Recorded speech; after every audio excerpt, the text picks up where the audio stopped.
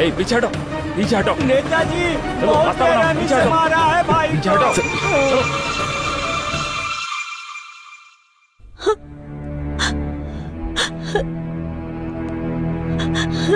भाई साहब। Excuse me sir, इस हालत में उन्हें कोई भी हाथ नहीं लगाए, प्लीज।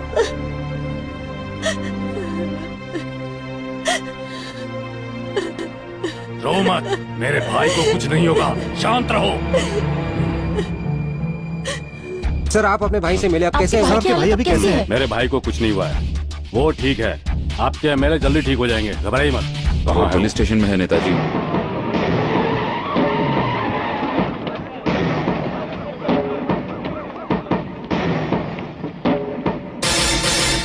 नेताजी इसी ने मारा है। अबे साले, तेरी इतनी हिम्मत कि तूने मेरे भाई को हाथ लगाया, तुझे यही खत्म कर दूंगा। खोल इसे, खोल इसे। रहने दीजिए सर, खोलने पर प्रॉब्लम मैंने कहा खोल इसे। नेताजी शांत हो जाइए, बाहर टीवी वाले प्रेस वाले खड़े हैं, छोटी सी बात को वो बड़ा करके दिखाकर पार्टी का नाम खराब कर देंगे। पहाड़ जैसे मेरे भाई को तूने नीचे गिरा दिया, वो जिंदा है इसलिए तू अभी तक जिंदा है। उसे कुछ हुआ तो तुझे अंदर ही जला कर राख कर दूंगा। सर आप अरुण से मिले, उन्होंने क्या कहा सर? अपने भाई को पीटने वाले से आप मिलकर आ रहे हैं, क्या बात कोई है बात सर? नहीं है, उसने गलती से मार दिया था, इसका उसे अफसोस है। आप लोग इसे बड़ी खबर मत बनाइए, जाने दीजिए। सुनिए, वो आप ही का तो बेटा है, बाहर निकालने की कोशिश तो कीजिए, दिलासे के लिए ही उससे जाकर मिलाइए। माँ जी आप ही कुछ बोलिए ना।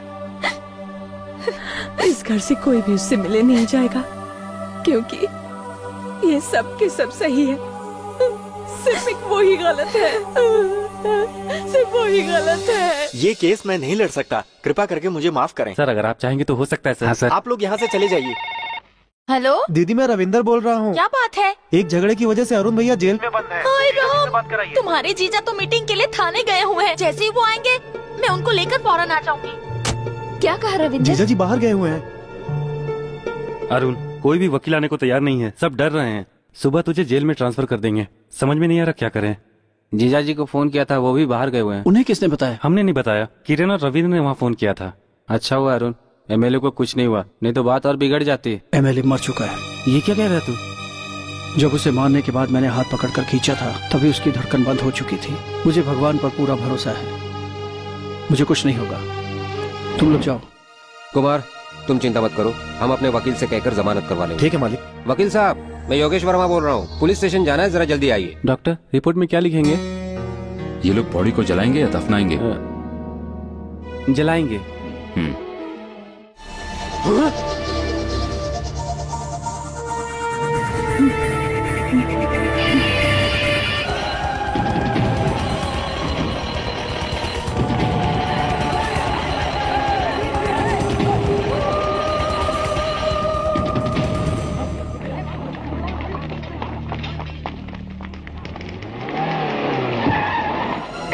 नमस्ते सर। हाँ कुमार, एफआईआर देख ली, 320 की धारा रिवियस एक्ट में डाला है उन्होंने। 2 राशन कार्ड और 50,000 का इंतजाम तुरंत करो, तुम्हारे साले को शाम तक बाहर निकाल सकते हैं। पहले पैसे का इंतजाम करो। लेकिन ठीक है। सुन सुंदर, मेरे पास सिर्फ 10,000 रूपए है, घर से 40,000 रूपए लेके आ जा। 40,000 रूपए किसके घर का पैसा है? क्यों बे, मैं यहाँ पर सुनार का काम करता हूँ या फिर नोट छापता हूँ? साल 6 महीने अंदर सड़ता रहेगा तो अपने आप अकल ठिकाने आ जाएगी। तुम सब गूंगे हो क्या? पैसे देने के लिए एक बार बात भी नहीं कर सकते? वो भी तो इसी घर में पैदा हुआ था, उसके साथ ऐसा बर्ताव क्यों कर रहे हो?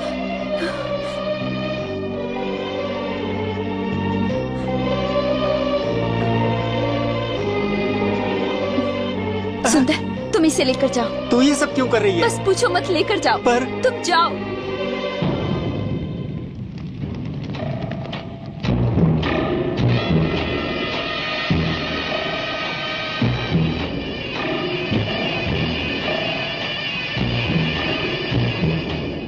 मुलजिम अरुण कुमार को नजदीकी शिवाजी नगर के पुलिस स्टेशन पर रोज हाजिरी देनी होगी और सिग्नेचर करना होगा, इसी शर्त पर जमानत दी जाती है।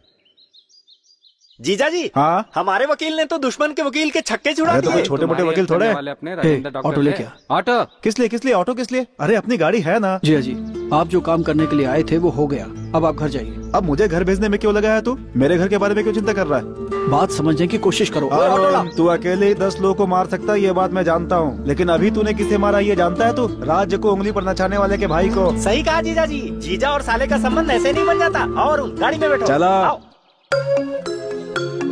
बेटा 4 दिन कैसे रहा बेटा तो पुलिस स्टेशन में? 4 दिन रहा उसका अफसोस नहीं है माँ। एक दिन भी मुझे कोई देखने तक नहीं आया, उसका मुझे अफसोस है। मैंने ऐसा क्या गलत किया था? मैं उसे नहीं मारता तो वो मुझे मार देता, फिर तुम सब खुश हो जाते ना? नहीं बेटा, ऐसी बात मत बोल। जमानत के लिए पैसे देने को मना कर दिया। क्यों माँ? मेरी पगार के 4,500 रुपए हर महीने तुम्हारे ही हाथ में देता हूँ ना, उसमें से दे सकते थे।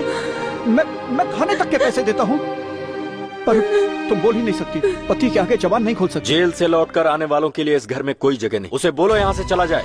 क्यों रे? ये भी कोई परिवार है? तेरे तो दिमाग में कोयला भरा है, लेकिन तेरे बाप के पूरे शरीर में कोयला भरा हुआ है। क्यों रे? बेटे की मुसीबत में भी मदद नहीं कर रहा, ऐसा बाप है ये उनसे बोलिए। पत्नी के साथ मारपीट करने वाला आज न्याय की बातें कर। पति पत्नी को मारे इसमें कोई गलती नहीं है, पर अगर पत्नी को दूसरे की मार से न बचा पाए वो गलत है। अरे इतनी भी समझ नहीं है तुम्हारे बाप के अंदर, और वो जो वहाँ खड़े हैं पुतले बनकर उनके अंदर भी समझ नहीं है।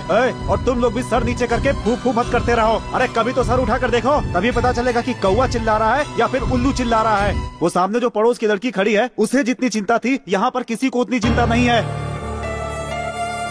मेरा इनसे जब भी झगड़ा होता तब मैं कहती थी मेरे 4 भाई हैं, वो तुम्हें छोड़ेंगे नहीं। तुम सब पर भरोसा किया, लेकिन मैं कहीं की नहीं रही।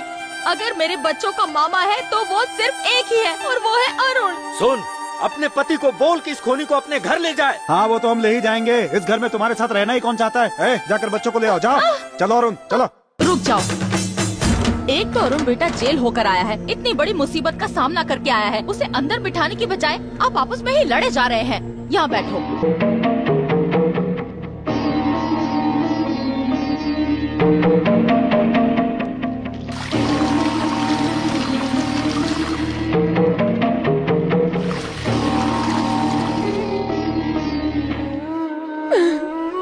मेरा बेटा यही रहेगा, वो कहीं भी नहीं जाएगा। आइए, आप ही का इंतजार हो रहा था। नमस्ते जी, आइए आइए। कान छेदने की छोटी सी रस्म को शादी की रस्म की तरह धूमधाम से मनाने वाले आप पहले हो प्रेमराज जी। कान किसके छेदने? माँ जी के। माँ जी के? उम्र क्या है? 70 साल। 70 साल जी। बचपन में ही उन्होंने नाक छिदवाने को सोचा था, लेकिन आज तक ऐसा नहीं हो पाया। अपनी माँ के नाक छिदवा रहा है, और वो भी 70 साल की उम्र के बाद उनकी इच्छा पूरी करवा रहा है। तू कोई साधारण मानव नहीं है, तू सच्चा बेटा है। तू श्रवण से कम नहीं है, माँ की इच्छा को पूरी करने वाला बेटा है। हाँ, बिल्कुल। जरा रुक, मैं अपने हिस्से का नाच लेता हूँ। बिल्कुल।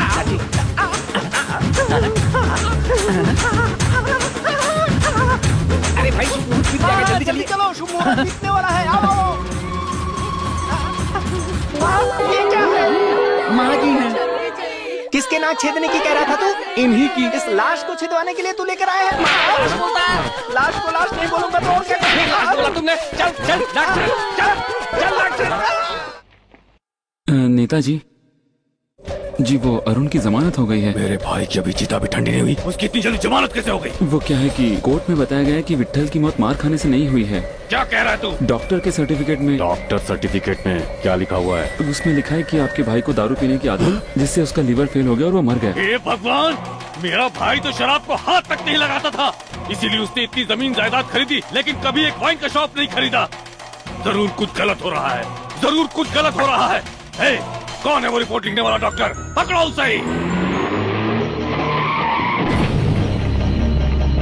ओए, कहाँ है तेरा चीफ डॉक्टर? हाँ? आप नहीं होते तो कोर्ट कचहरी जेल यही सब चलता रहता, मेरी लाइफ ही बर्बाद हो जाती। कहते हैं कि अच्छे इंसान की हर कोई मदद करता है। भाईचारे में मैंने भी बस तुम्हारी मदद कर दी। अरे अरुण, कैसे हो बेटा? हेलो। आपको ढूंढते हुए यहाँ पर राम बाबू के आदमी आए थे, लगता है वो अभी आपके घर की ओर गए हैं। आप जरा होशियार रहिएगा डॉक्टर। ठीक है डॉक्टर, तुरंत पुलिस स्टेशन में फोन करके कंप्लेंट कर दीजिए कि राम बाबू के आदमियों ने आपको मारने की कोशिश की। बाकी हम देख लेंगे। चलो। हेलो। सुनो सब, जाओ सब पत्थर लेकर आओ। जल्दी ठीक है। Okay sir.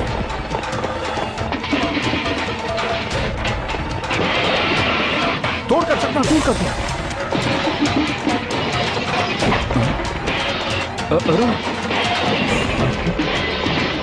अरुण, ये सब क्या हो रहा है? ये क्या कर रहे हो? Sorry doctor.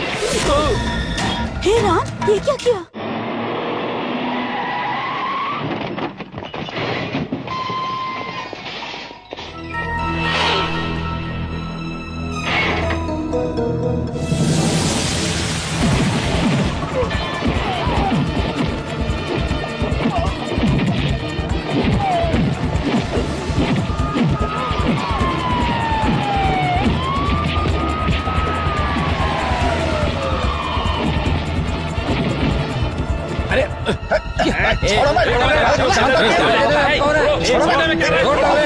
भाई को पता चलेगा।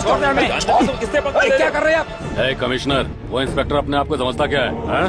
मेरे आदमी जानते हुए भी उन्हें अरेस्ट किया है। तुरंत छोड़ने को बोल। सर, FIR लिख चुकी है, पब्लिक ने भी देखी। वो मामूली आदमी नहीं है, सब कलेक्टर यूपी केडर है, सरकारी हॉस्पिटल का डीन है सर। ये सरकार मेरी है, जानता है ना तू? सर, कल कोर्ट में प्रोड्यूस करके मैं ही जमानत करवा दूंगा। प्लीज आप उस डॉक्टर के घर पर अब किसी को मत भेजिए, बहुत प्रॉब्लम हो जाएगी। सुनो, जितने चाहे उतने लोग वहाँ भेजो। कल सुबह तक मुझे उस तरुण के मरने की खबर मिलनी चाहिए। दीदी, उनके पूर्वजों के मंदिर में पूजा हो रही है, हम वहाँ जाकर क्या करेंगे? तेरी बात पर उन्होंने ध्यान नहीं दिया और अब जेल से होकर आए हैं। अब भी तो उन्हें प्यार करती है।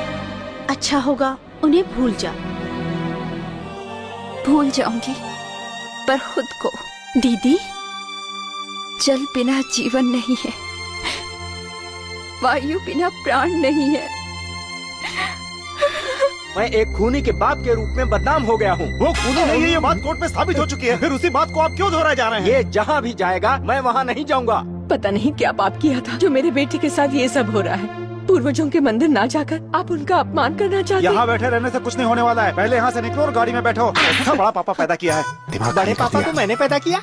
बड़े पापा वो नहीं आ रहा, आप तैयार हो जाइए।